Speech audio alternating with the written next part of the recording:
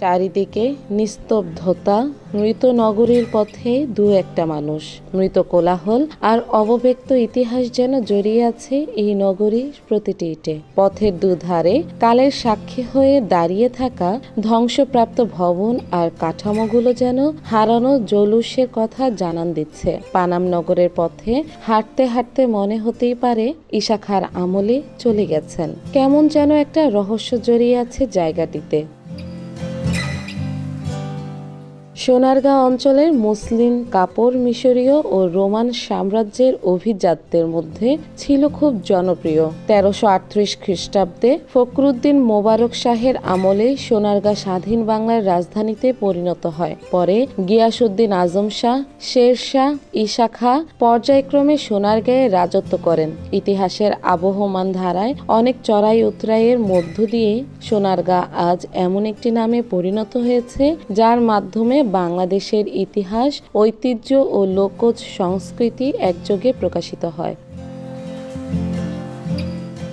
সোনারগাঁয়ের অবস্থান ঢাকা থেকে 27 কিলোমিটার দক্ষিণ পূর্বে। এটি আগে মেঘনা, পশ্চিমে শীতলক্ষ্যা, দক্ষিণে ধলেশ্বরী ও উত্তরে ব্রহ্মপুত্র নদ দ্বারা বেষ্টিত একটি বিস্তৃত জনপদ ছিল। 15 শতকে সোনারগাঁয়ের পূর্বে মেঘনা আর পশ্চিমে শীতলক্ষ্যা নদীপথে বিলেত থেকে আসত থান কাপড় আর দেশ থেকে যেত মুসলিম। প্রায় ওই সময় ইস্ট ইন্ডিয়া কোম্পানির বাণিজ্যিক কার্যক্রম ও চিরস্থায়ী বন্দোবস্তের ফলে ইউরোপীয় অনুপ্রেরণায় নতুন ঔপনিবেশিক স্থাপত্য রীতিতে গড়ে ওঠে পানাম নগরী। পরে ইংরেজরা দখল করে এখানে বসিয়েছিলেন নীলের বাণিজ্য কেন্দ্র। ঔপনিবেশিক স্থাপত্যের নিদর্শন হিসাবে পানাম নগরীতে টিকে থাকা বাড়িগুলোর মধ্যে 52টি বাড়ি উল্লেখযোগ্য। পানাম সড়কের উত্তর পাশে 31টি ও দক্ষিণ পাশে 21টি বাড়ি রয়েছে। প্রতিটি বাড়ির মেঝেতে রয়েছে লাল, সাদা, কালো মোজাইকের কারুকাজ। এর সঙ্গে আছে সিরামিক টাইলসের রূপায়ণ।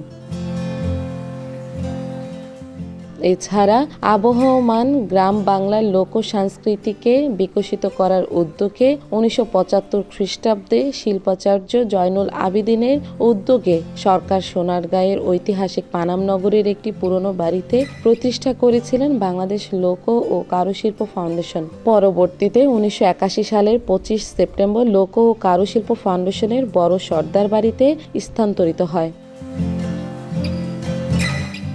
প্রায় 600 বছরের পুরনো সোনারগাঁয়ের ইতিহাসের ঐতিহ্যের ধারক ঐতিহাসিক বড় সর্দার বাড়ি। 27,400 বর্গফুট আয়তনের এই ভবনটির নিচতলায় 47টি ও দ্বিতীয় তলায় 38টি কক্ষ রয়েছে। প্রায় 16 হেক্টর জায়গা জুড়ে লোক ও কারুশিল্প ফাউন্ডেশন বিস্তৃত। সংরক্ষিত রয়েছে 4500 এর অধিক প্রাচীন নিদর্শন। গ্রাম বাংলার প্রাচীন শিল্পীদের সুনিপুণ হাতের তৈরি বিভিন্ন শৈল্পিক ও দৈনন্দিন ব্যবহার্য নানা পণ্য সামগ্র। এছাড়া জাদুঘরের বিভিন্ন গ্যালারিতেও দেখা মিলবে কাঠের খোদাই করা বিভিন্ন কারুশিল্প, পটচিত্র, আদিম জীবনভিত্তিক নিদর্শন, লোকজ বাদ্যযন্ত্র, পোড়ামাটির ফলক, লোহা, তামা, কাঁসা, পিতলের তৈজসপত্র, লোকজ অলঙ্কার সহ বৈচিত্র্যপূর্ণ অনেক প্রাচীন নিদর্শন। এরই ধারাবাহিকতায় প্রাচীন বাংলার এই রাজধানীকে 2019 সালে সেপ্টেম্বরে ওয়ার্ল্ড কমিউনিকেটর্স কাউন্সিল বিশ্ব কারুশিল্প শহরের মর্যাদা প্রদান করেন।